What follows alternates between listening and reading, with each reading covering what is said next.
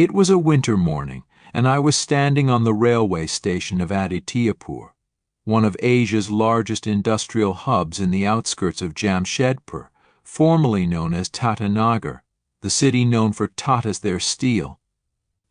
I updated my current whereabouts to my mother just before boarding the Tata Gua passenger train, sounding her on my expected time to reach home.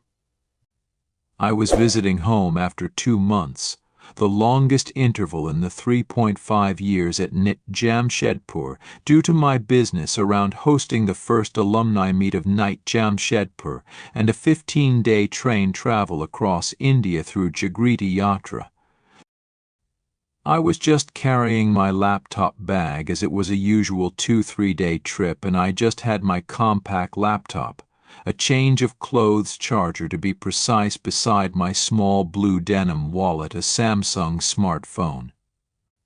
In 2012, smartphones were just stepping in, and my brother-in-law was generous enough to lend it to me to take pictures of the places I visit, the events I attend during Jagriti Yatra. Jagriti Yatra is a train ride across India with 600 yatras from different countries, different walks of life, who embark on this journey to learn about various social business enterprise.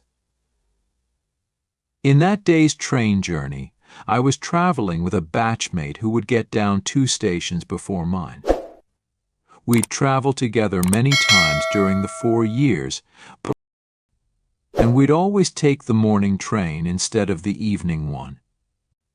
It was a passenger train which was always very crowded, and it passed through many small stations in that belt which were dimly lit. These stations were primarily existing to connect industries to the mining towns of Nolundi, Barbel, Jinkpani, and had goods trains plying with iron ore, limestone, and cement, so evening trains seemed unsafe for girls traveling alone.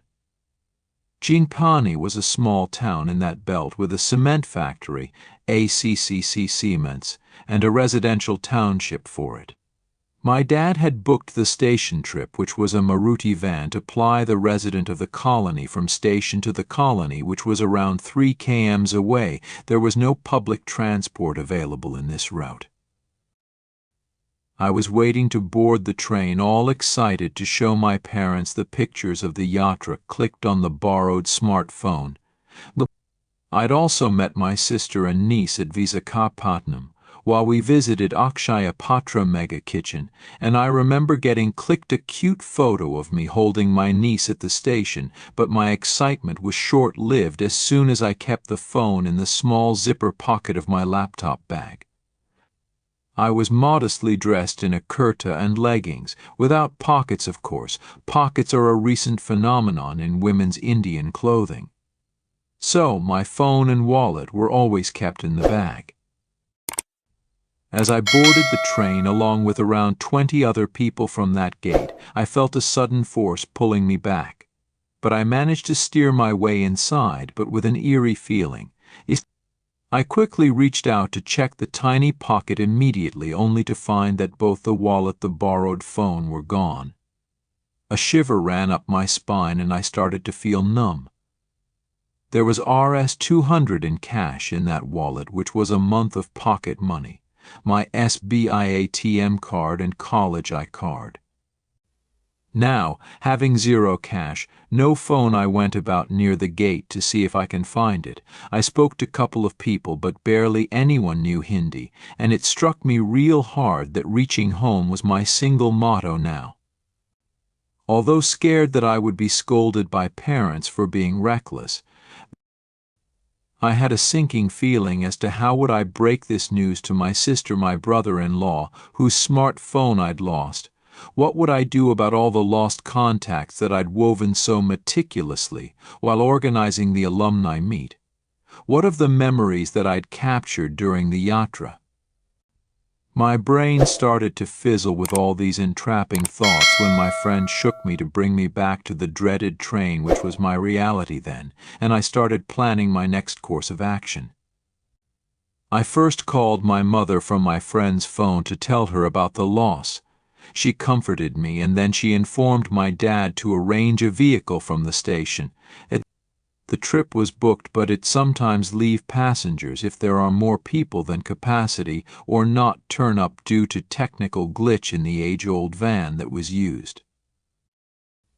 My friend got down at Chaibasa, and my heart started racing more as people around me in the train knew my situation and vulnerability, and I tried to pose a strong and confident front. The train took more than 20 minutes to travel 17 km, but for me it seemed like ages. The sight of Jinkpani station never made me so relieved. I quickly deboarded the train, holding onto my bag tightly this time, and found a friend waiting there in his Maruti 800.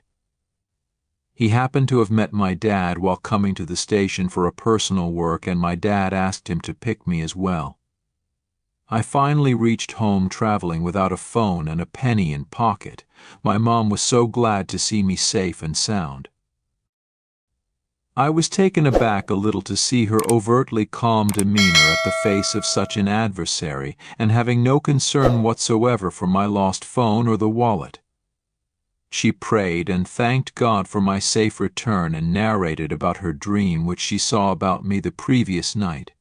She was very disturbed by it, and she'd been praying from dawn that day for my well-being, as the dream was a very bad omen for me. She felt relieved that it was only few items that were lost, and I was completely unharmed. Mother's love manifests in mysterious ways, I thought, while gobbling on my favorite sambar rice that afternoon. Meanwhile, my dad deactivated my ATM card and arranged an old makeshift phone for me to be used in the remaining 2 months of college. When I sit back to think, I always think about my mother's reaction and feel relieved that it happened, maybe a way to appease myself of the guilt of not thinking through that somebody must have noticed me putting the phone in the small pocket and chanced upon it in the crowd while boarding. To compensate for the loss of phone, I gifted my sister with a digital camera after I started earning 4 months down from this incident. From then on, I never kept anything valuable in such obvious places in public, while I maneuvered my ways in Delhi's metro or the local trains of Mumbai, in the buses of Visakhapatnam, or in the streets of Paris. I hold my wallet tight and my phone close,